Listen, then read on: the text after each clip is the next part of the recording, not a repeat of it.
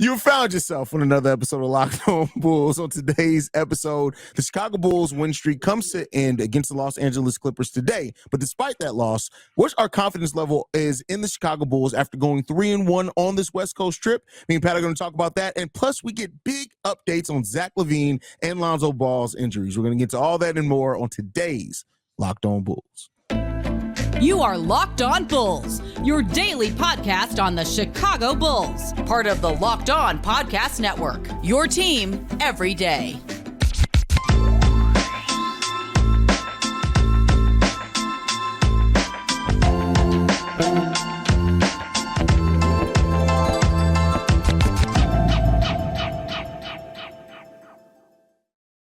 Thank you for tuning in to Locked On Bulls, member of the Locked On Podcast Network, where it's your team every single day. That's Pat the Dsigner, host and creator of the Windy City Breeze, and host of the Chicago Bears podcast over at ESPN 1000. I'm Haize, host and creator of Chicago Bulls and Chicago Bears Central YouTube pages and podcasts. And today's episode is brought to you by LinkedIn. LinkedIn Jobs helps you find the qualified candidates you want to talk to faster. Post your job for free at linkedin.com/lockedon. That's linkedin.com/lockedonnba to post your job for free. Terms and conditions do apply. Pat, man, the Bulls almost had it, bro. They could have won this game, had the lead in the first half of this game. It starts falling apart in the third quarter. They lost the third quarter 37-28, still had a lead. But then the fourth quarter came along. In the fourth quarter, the Bulls only scoring 17 points to the Los Angeles Clippers 29. They end up losing the game 112-102.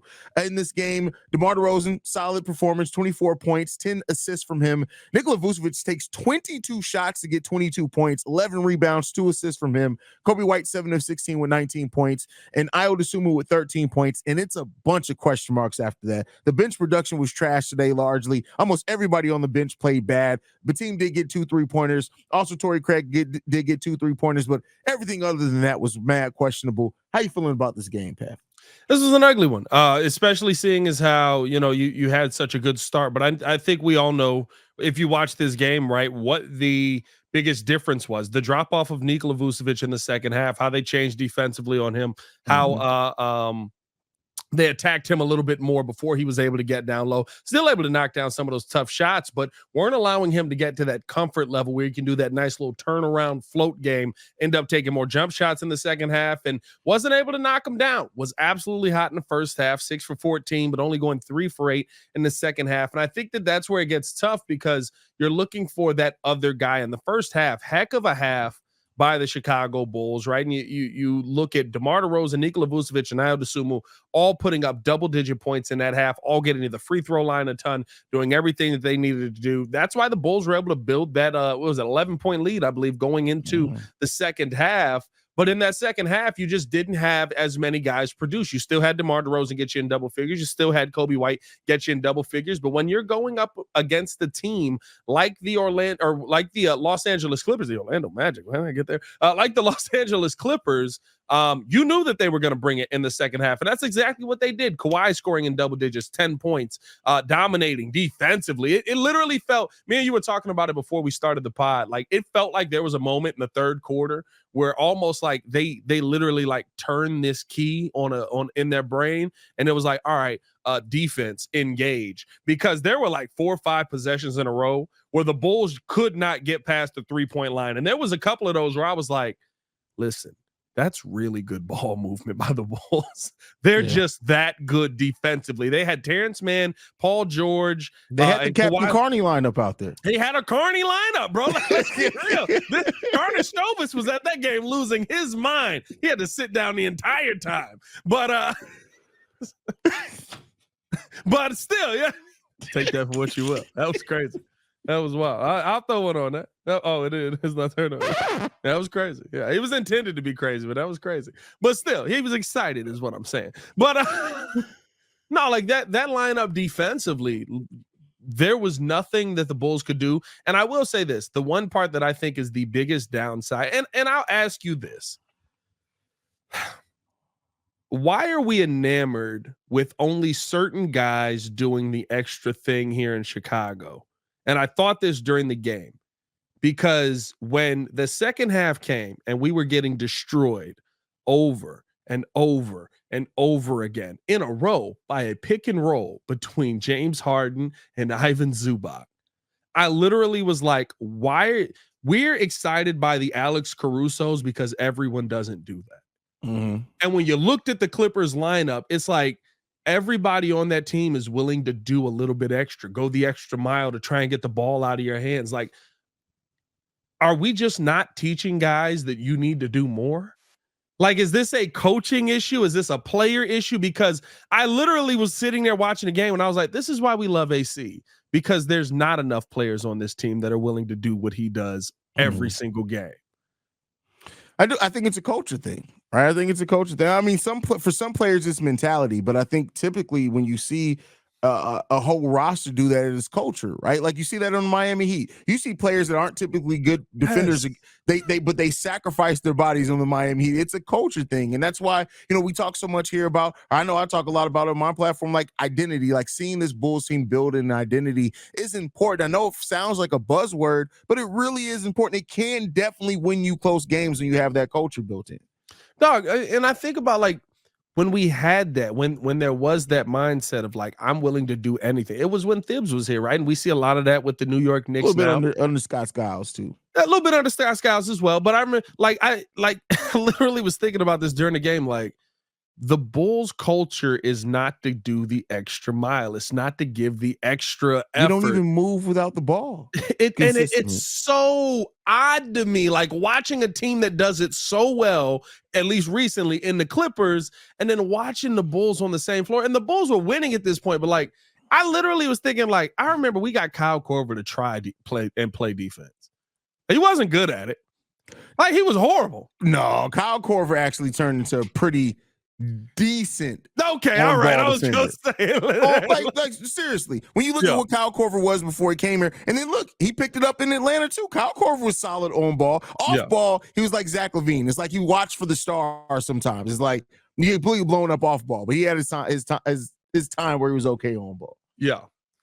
It's just one of those things to me that it was visibly noticeable in this game. And I think that's why we're talking about the streak coming to the end. In the second half, you knew what the Clippers were going to do, and they did what they were going to do. And the Bulls had no way to adjust to it. I mean, destroyed on pick and roll 6 times basically in a row. Yeah. I get like at a certain point, like turn around and look at the big dude and say, maybe the pick and roll's coming. And also, you got to give credit to Zubac as well for the defense he played. I know you touched on a little bit that he played on Vooch in the second half of the game. He kept that ball from getting to Vooch more times than not. He only took 8 shots in the second half versus the 14 in the first half, and that was in large part because Zubac looked at it and said, "Hey, listen, I'm about to try to stop him," and for the most part, he did that. So yeah, and in the second half, took 5 shots, made 5 shots. Yeah. like listen, and they all were. Oh, there it is at the rim. Go get it. Yeah. So listen, it's a tough loss. It was a competitive game nonetheless. I think that not to say it's a moral victory. You're 31-33 on the season now. There's no moral victories at this point. There's just wins and losses.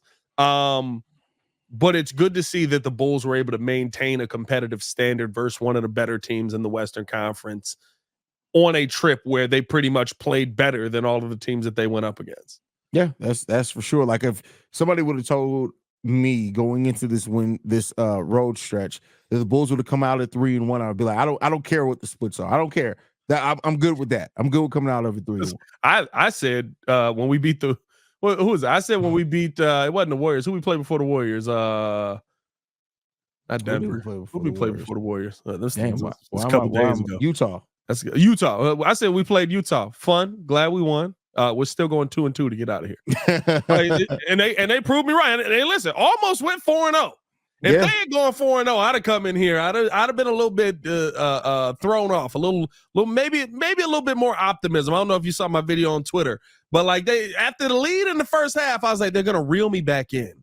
They're gonna make me believe that there's a future with some of the pieces on this team. There's a future with Kobe White. There's a future with we got something here that we need to build around. They're going to make me believe. Stop drawing me back in. And we do. And we're going to actually, next up, we're going to be talking about our confidence level in the Chicago Bulls team, despite a loss today, with them going 3-1 over the stretch against really good teams. They still have another stretch coming up against above 500 teams, but we're going to get more games at home, some home cooking coming up in there. 7-9 at home. Yeah, but before 7 we get our next 9 at 7 home. or 9 at home. But before we get into that, we got to talk to you guys about one of our sponsors, and that is eBay Motors.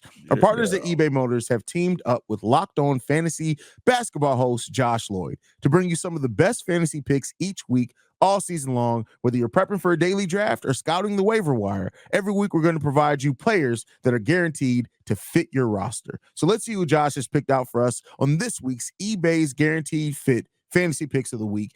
And he has Kyle Anderson on here with Karl Anthony Towns going down, out for the rest of the season. Anderson will see a larger role stepping up there. Now, he's not a big threat to score a whole heck of a lot, right? We all know that. But he is a player that can go out there and get you double-digit points at times. He can play some really solid defense, rebound, and pass pretty well, which are all good and valuable in fantasy basketball. Pat, I'm going to throw it to you. How do you feel about Kyle Anderson being a pickup for a fantasy team? I think you hit the nail on the head. He's not somebody that's going to go out there and give you 15, 20 every night, right? But he's going to be a solid player for you. He may go out there and get you 10 to 12 points. He's going to be somebody that's going to get a ton of rebounds. He's going to be somebody who's going to play the passing lanes and give you some excellent defense, create a lot of opportunities for turnovers. Kyle Anderson, a good name to have in there. And yeah, like you said, with Cat out, like you're going to see usage go up. Yeah. And so, Kyle Anderson's a solid player, and we'll see how he performs over this next week. Let us know how he works out for you guys. Josh Lloyd from Locked On Fantasy Basketball is going to help you win your fantasy championship, and eBay Motors knows a championship team is about each player being a perfect fit. Same with your vehicle. If you, with over 122 million parts, with your number one ride or die, you can make sure your ride stays running smooth. Brake kits, LED headlights, roof rack bumpers, whatever your baby needs, eBay Motors has it. And with the eBay Guaranteed Fit, it's guaranteed to fit your ride the first time, every time, or your money back. Plus, at these prices, you're burning rubber, not cash. Keep your ride or die alive at ebaymotors.com. eBay Guaranteed Fit, only available to U.S. customers. Eligible items and exclusions do apply. All right, Pat, with that said, man, how are you feeling about the Chicago Bulls now? We're kind of bullish on the Bulls to a degree, right? Had some doubt around them. They've played every single game on this road trip has been a clutch game per se. This is the first one that the Bulls lost. Between their clutch performance, how they've been playing as a team, Torrey Craig coming back, all those type of things. What's your confidence level of the final 18 games of the season for the Chicago Bulls? I mean, listen, I love how the Bulls have played, and the part that I love about this game is that it feels like there was a hunger that they kind of got on this road trip that maintained.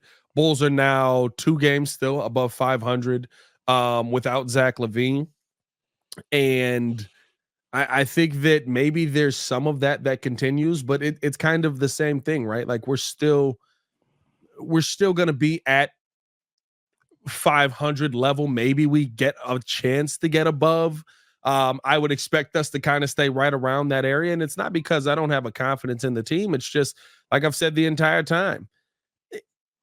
The personnel that you have on this team is a 500 level personnel. When you have a basket of difference through most of these games, you end up coming out with these clutch games, these clutch buckets, these close games at the end of it, and you're trying your best to figure out how to find a way to win them. The fact that the Bulls have played the most clutch games in the NBA by a lot is not a coincidence. That, again, speaks to your personnel. The Bulls are giving all that they have, and I thank you for that. Thank you for the effort, but realistically, all that they have is to be good enough to be probably a 500 team. And so over the next 18 games, I mean, where are we at in the month right now? Because I said I think they would go 9-7 through the month of through the month of March? Where are we at in the month right now? I don't know what it is. I mean, we've played. This is now our 5th game in the month of March. I think we're 3-2. 3-2 in the month of March, so 1 game above 500 right now. I think they'll finish out there, and they'll be trying to give their all to get to the play-in tournament, because I don't see them climbing in the standings with the Pacers ahead of them right now. And we just lost Ben Mathurin for the season. Did just lose Ben Mathurin for the season. That is a blow to that team, actually, because he was coming off of the bench playing really well, and even moving into the starting lineup at a couple of times just to stay a couple of the guys that were dealing with some tweaks that day. So Ben Matherin's been you know me and you both high on Ben Mathurin. Yeah. He a baller, bro. It's so weird that he comes off the bench. It's like the way I look at it is that there must be something between him and Halliburton playing out there together. Maybe it's just that they just want some production coming off the bench, especially now with Buddy Hield not being on that team. Maybe that's what it is. Yeah, maybe. I don't know. That was a weird one though. Like every time I see it, I'm just like, but he's so good. And maybe he's just more comfortable there. Listen, we saw Jordan Clarkson go to the starting lineup and absolutely be dog water. And he's the 2-time 6th man of the year. Like maybe there's something mental there. I don't know. But I think realistically speaking, the team is who we thought they were. And that's not going to change because we had a great road trip. I love that we went 3-1 on this road trip. I hope that we don't come home and go 1-3 because that's how the odds have worked in our favor throughout this season.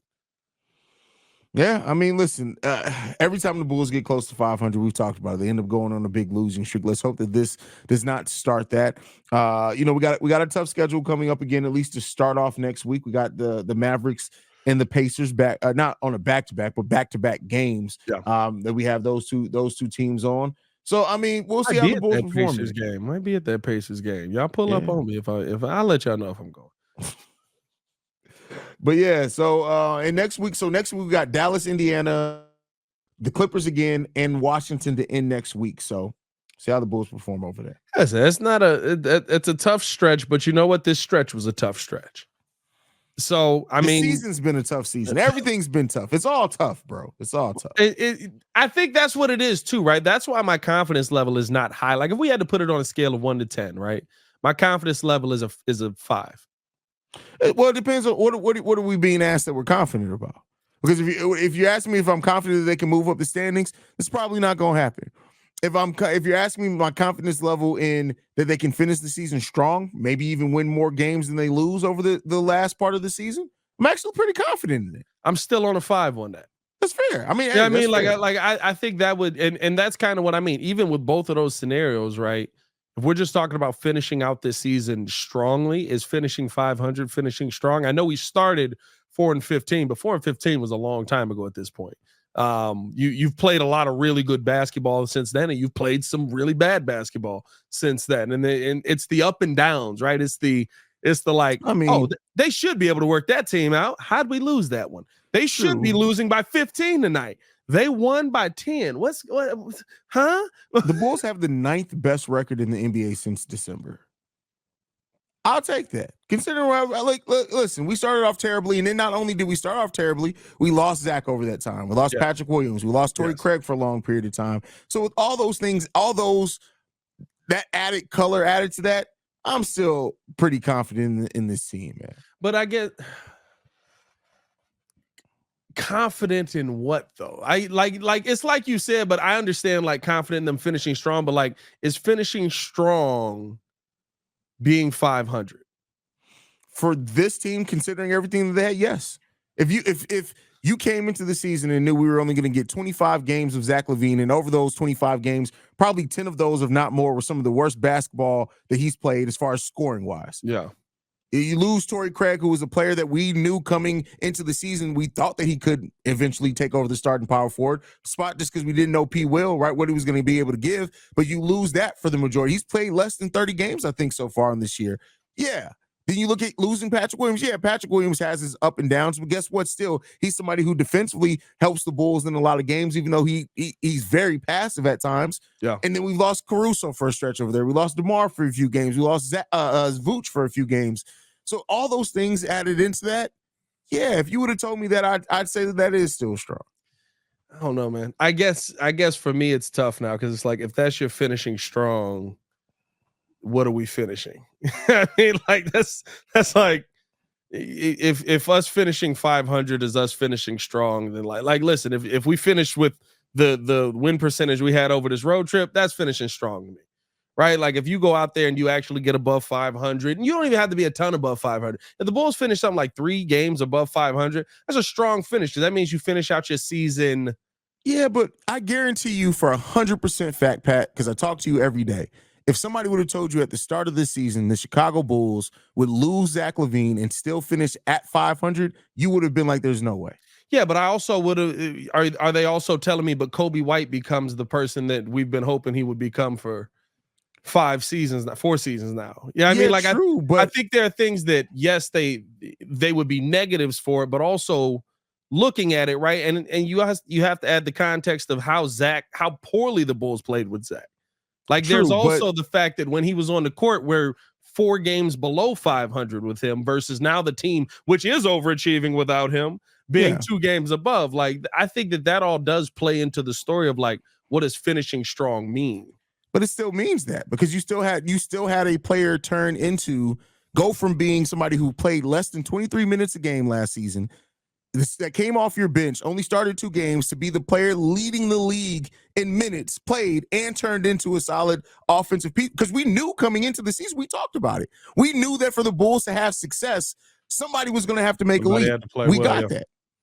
Yeah, so. You definitely get it, but I feel like if finishing, like I said, I don't know what your camera's doing. That was crazy. If finishing strong is 500, you're finishing just as strong as you finished all of these other seasons, and we know. No, because I think now it's because of your young players. We finished. That's true. Adding Kobe into that does change, and Ayo, they both made big steps to that. So them being a big part of us finishing at that, I think, makes it a little different, at least. But I can understand where you're coming from too. All right, I feel like we've said finishing too much. Let's get into the next topic here. We got to talk about Zach and Zoe injury updates. Will they be finishing not being on the floor? Yes, they still won't be on the floor. I feel like I was saying that, trying to say that. Don't worry about it. But first, we got to tell you guys all about LinkedIn Jobs. When you're hiring for your small business, you want to find quality professionals that are right for the role. That's why you have to check out LinkedIn Jobs. LinkedIn has all the tools to help you find the right professionals for your team faster and for free. Just ask Nick Angstead, who says that I was found through LinkedIn Jobs. He lied. Nick, you lied. You're a liar. I'm sorry. Haize, what happened there? I wasn't found through LinkedIn Jobs. No, you were found. Like, we're not gonna do that. When you were found, because I looked at my brother and I said, hey, I want to work with this guy. But anyway, keep it going. Do your ad. LinkedIn isn't just another job board. LinkedIn is a vast network of more than 1 billion professionals, which make it the best place to hire. Gives you access to professionals you can't find anywhere else. LinkedIn does all that while making the process easy and intuitive. Hiring is easy. And when you have that many quality candidates, so easy, in fact, that 86% of small businesses get qualified candidates within 24 hours. So all you guys need to do, post your job offer for free at linkedin.com/LockedOnNBA. That's linkedin.com/LockedOnNBA to post your job for free at LinkedIn Jobs. Terms and conditions do apply. Next thing you know, Nick could be saying he made our transition music. Like, what are we doing? I remember just being on Locked On NBA. He's like, that's where I found Pat. I was like, I don't even think I have a LinkedIn. Like, are we just blatantly lying in some of these now? I do have a LinkedIn. I just looked on LinkedIn and you can search podcaster and ain't nobody worth looking at coming up there, bro. Is all I'm going to say. Oh, that's gross. That's crazy. Ghost of Judah's on. Anyway. Oh, wow. You mean the spirit of Ezekiel? But all right, we got updates to Zach LaVine and Lonzo Ball. This started off with right before the game in his usual prior to game press conference. Billy Donovan released that Lonzo Ball is actually running and cutting now, and the medical staff is liking how he's responding to it. Yeah, I mean, listen, I think that it's good to hear. You feel better about what could come, but I'm sorry. Like, I'm sorry to all Bulls fans out there. I love the fact when we hear these great updates from Lonzo, but I don't care. I don't care. It's not that I don't care. I know what we're heading towards, right? Like the deadline for us to use his disabled player exception was today, or is it tomorrow? It's today, right? Yeah. It's gonna pass. it's over, right? Like, they're gonna run him out there. He's gonna play 15 games. We're gonna go, oh my God, and he's gonna have knee soreness. We're not gonna go, oh my God, because he's not gonna look good when he comes back. But here's the thing: I don't care in the sense that tell me when he's cleared. That's it. Listen, all these minuscule updates so him and Stephen A. Smith can keep going back and forth. I don't care. Yeah. I hope that Lonzo makes a great recovery. I hope that he is the first professional athlete to come back from the surgery and have an amazing go out. I hope all those things happen. But at this point, I don't need no more updates that end in, oh, well, yeah, he's where we wanted him to be in January. He's now there in the middle of March. It's cool. But let me know when he's been cleared and he's ready. And when you're telling me, hey, Lonzo Ball is playing 15 minutes a game for the next 25 games, and that's when it'll be a big update. And the reason is because when we've gotten these updates in the past, what update are we going to get in 2 days? He had a setback. Lonzo Ball has some unexpected soreness in his knee. The Bulls are dealing with it. It was aggravated when he started the advanced cutting and jumping, and now we're going to be cautious with this we're going to work through the process. Like we've done this before. It's not that I don't care that Lonzo's able to get back and live out his dream of playing in the NBA. It's that I don't care because, like Haize said, we've had this update. How many times have we given this update to Bulls fans? Like 6, 7 times at this point? Over 3 years? You kidding me? You kidding me? I don't know why every time you say that, it cracks me up. It's just like, dog. It's not the disrespect. I feel like it's coming off disrespectful, but I'm not trying to be that at all. I just listen, sometimes you just got to be real. If you feel disrespected by the realness of it, then that's on y'all. Like, it just is what it is. Like you said, honestly, I get it. And I'm glad that he made the next step in recovery. Dude, I don't want this to be taken at all. But listen, he's cutting, sprinting, and jumping in controlled, non-contact situations. So you mean to tell, that doesn't mean anything, because the moment he jumps on the basketball court and somebody's foot gets under his foot a little bit and his knee buckles, what are we all gonna be collectively looking like? What is happening? If we being honest, my 2-year-old daughter does that, and she don't know how to get both feet off the ground at the same time when she jump yet. You know what I mean? I'm just saying, I don't know, bro. That's a tough one. What's the other update we got? Other update is Zach LaVine, who, of course, when the Bulls are in LA, he magically pops up because he just drove over from his house. But he is ahead of schedule. Should have been a Laker. It's just him driving over. Should have been a Laker. Or he was just already hanging out at the facility. But he was at the Warriors facility with Javon Carter. They just all got together.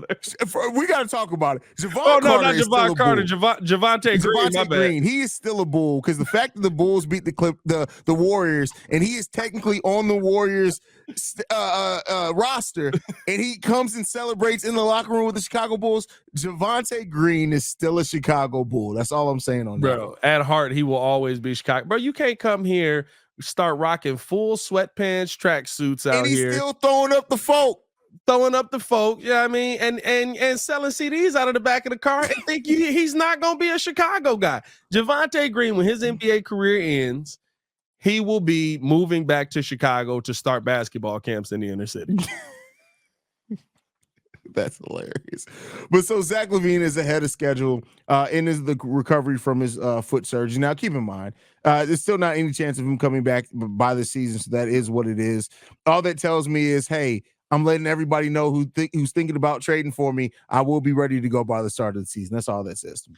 Does ahead of schedule mean that if the Bulls make how possible, a deep run in the playoffs, that maybe we could see Zach LaVine? No. Okay. All right. Well, what are we getting updates here for? Thank you for telling me that. Then that was the only reason where I'm like, is that why we get the update? Is that why we should be excited about this? Well, he's not going to be back. Oh, okay. All right. Well, thanks for the update. When did we get to this point? I don't remember updates like this with Derrick Rose.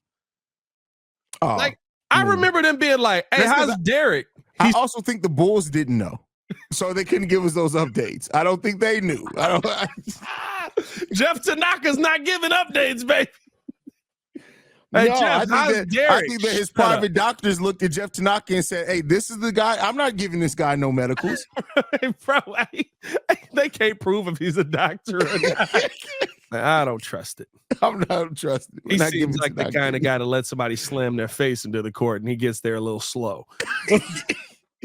No care in the world. 4 years later, that's the craziest face thing, is bro. open, and he moved like you thought that he was walking through the grocery store getting a loaf of bread, bro. Bro, I've never seen. It's exactly the walk, bro. It's like, hey, where the bread outlet? For where the bread? I gotta. Where's the bread outlet? Oh, there it is. There it is. But wait, I need soup real quick. Like wait, can you get to the bread? Get to the bread. The man's teeth are on the court. What are we doing? Oh, he's such a bad. You know what's crazy too? Wasn't he a part of the team that almost killed Luol? Yes. How do you almost kill somebody and you keep your job? Like, there's a lot of jobs where like you can't almost kill somebody that aren't doctor. Like, you know what I mean? Like if I almost kill somebody at work and I'm not a doctor, they're probably firing me, right? Like at ESPN, if I go in there and it's like, oh, I accidentally almost hit the boss with my car, I'm probably not going to have a job the next day. He literally does medical for a living and he got 10 more years. We literally almost now, and for those that don't know, this isn't hyperbole. No, we literally almost killed Luol Deng. Yeah, but because they diagnosed it wrong at first, right? Yeah, they misdiagnosed what Luol was dealing with, and then like the surgery went bad, and then there was like a spinal tap thing that had to be done. Like it was bad, bro. And they convinced him not to get surgery that he needed. Like it was just. Yeah, man. You know what's funny is when you hear stories like that and then you see what Derek did, who probably was getting advice from Luol on how to deal with the Bulls medical staff. And then you see what Kawhi did with the Spurs and you see how like a lot of these players, and then you like when you take all that into account, yes, I don't agree with like just taking games off just to take games off, but you kind of see why the players were like, hey, we load managing ourselves. Like, hey, let me just read this. I just had to dig this through the archive. The Bulls medical staff diagnosed him with meningitis, an inflammation of the brain and spinal cord membranes. The condition causes lack of appetite, neck and back pain, headaches, and fevers. The Bulls suggested that Deng should get a spinal tap, a procedure where a needle is punctured into the spinal cord. This is common treatment for people who have meningitis. However, the spinal tap procedures ended up being a huge mistake. Deng's body reacted horribly to the spinal tap and caused the spinal fluid to leak into his body, which caused headaches, neck pain, and nausea for months, and they told him he was okay. They almost killed Luol Deng, bro. See red. That's crazy, bro. Dog. And he kept his job for and they told him it was a common flu. They told him it was a common flu. Well, you know that they wasn't above lying to us, because remember how they got Thibs up out of there? They turned Thibs and Joe against each other. Yeah. Yeah, I mean, we know that the previous regime was not above lying to the people that were a part of the previous regime, bro. Yeah, I mean, they broke up that Bulls team by telling Thibs that Joe was going to them behind their backs and telling Joe that Thibs was going to them behind their backs. And so Thibs and Joe get into it. They storm out. Keep in mind, the same regime as well who hemmed up Vinny Del Negro on his way out. Who won that fight though? Who won? Bro, I think Vinny gave. Pax I don't know, business, bro. I feel like Pax got hands. I ain't gonna lie to you, bro. Listen, but Vinny's. I feel like Vinny literally is part of the mafia. Like he gave him a little bit, bro. I think Vinny gave him a good throat punch, bro. Hey, bro, listen. All I know is Vinny grabbed the tie.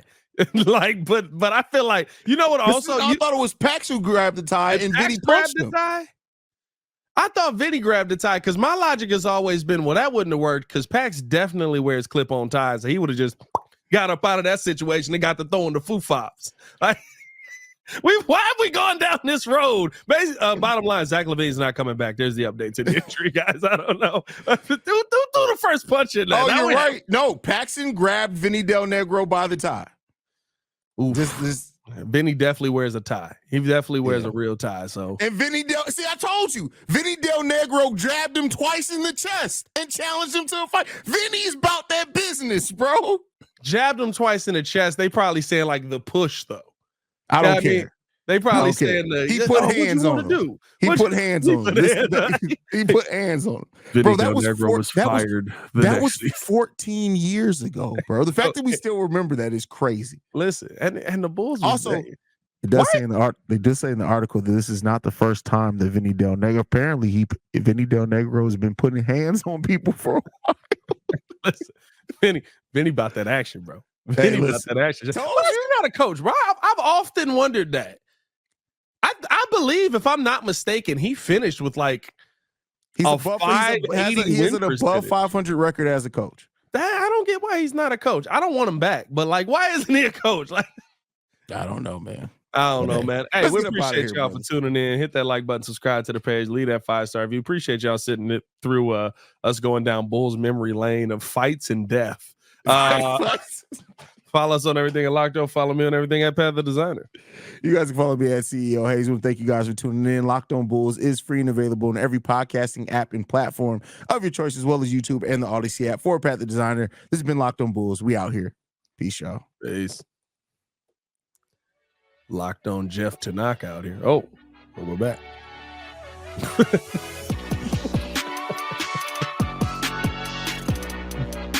Locked On Jeff Tanaka.